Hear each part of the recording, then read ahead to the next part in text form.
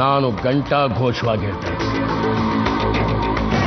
ರಾವ್ ಬಹದ್ದೂರ್ ವಂಶಕ್ಕೆ ಏನು ಕೊರತೆ ಇತ್ತು ಅದನ್ನ ನೀಗಿಸೋದಕ್ಕೆ ಒಬ್ಬ ಕೀರ್ತಿವಂತ ಬರ್ತಾ ಇದ್ದಾನೆ.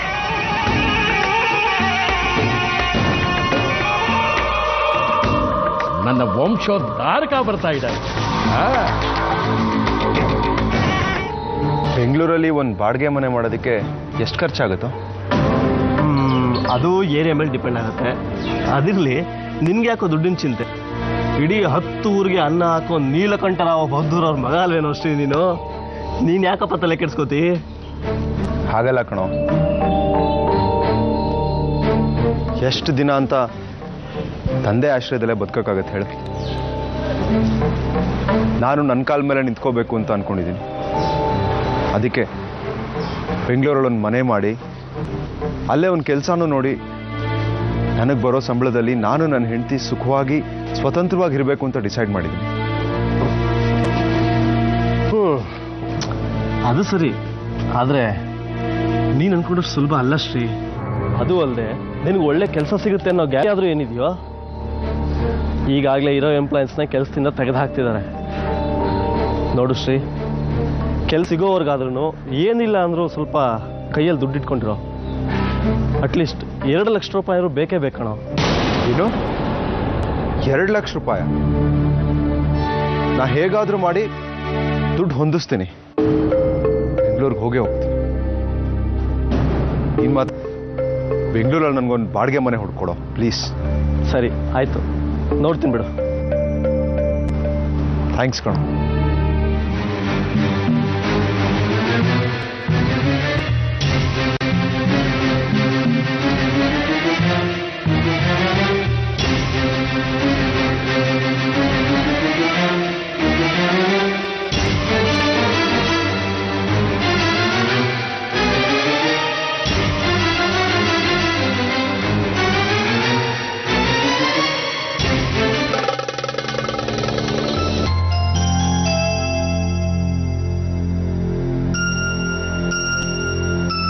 ನೀನು ಕತ್ತಲ್ಲಿ ಕೈಯಲ್ಲಿ ಹಾಕೊಂಡಿರೋ ಒಡವೆನೆಲ್ಲ ಕೊಡು.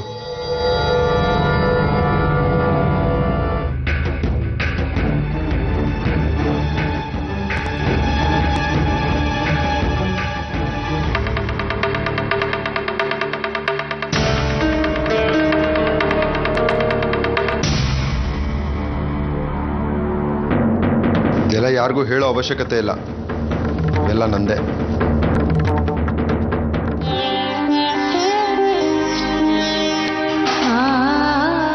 ಏನಾರ ಬೇಕಿತ್ತ ಚಿಕ್ಕಮ್ಮವ್ರೆ? ಏನು ಮಹಾರಾಣಿಯವರು ಇಲ್ಲಿ ಗಂಟ ಪಾದ ಬೆಳೆಸ್ಬಿಟ್ಟಿದ್ದೀರಿ, ತಮ್ಗೇನ್ ಬೇಕಿತ್ತು? ಅಮ್ಮವರು ಊಟ ಮಾಡ್ಕೊಂಬ ಅಂತ ಹೇಳಿ ಕಳಿಸಿದ್ರು.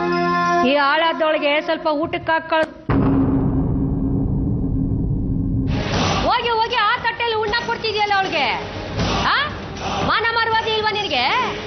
ಏಸಾಯ್ತು ಈ ಮನೆ ಕೆಲ್ಸಕ್ಕೆ ಸೇರ್ಕೊಂಡು ನೀನು ರೀತಿ ನಿವಾಜು ಕಲ್ತ್ಕೊಳಕ್ಕಾಗ್ಲಿಲ್ವಾ ನೀನು? ಮಕ್ಕಕ್ ಮಣ್ಣಾಕ ಅತ್ತ ಇಲ್ಲ ಆ ತಟ್ಟೆನ ತಟ್ಟಲ್ಲ, ಆ ತಟ್ಟೆನ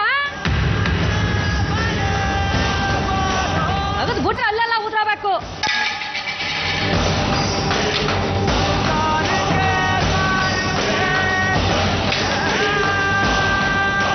ತಕ ಉಣ್ಣು ಉಣ್ಣಲೆ, ಎಲ್ಲೆಲ್ಲಿಂದ ಬಂದ್ಬಿಡ್ತಾವೋ ದರಿದ್ರು ಮುಂಡೆವು. ಅವತ್ತು ಈ ಚಂದ್ರಿಯನ್ನೇ ಕಟ್ಟಾಕ್ಬಿಟ್ಟ.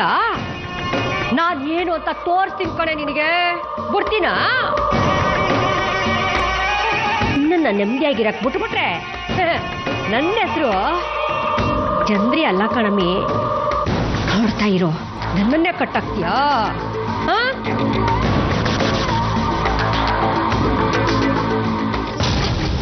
ಇನ್ನೇನೇ ನೋಡ್ತಾ ನಿಂತ್ಕೊಬಿಟ್ಟೆ?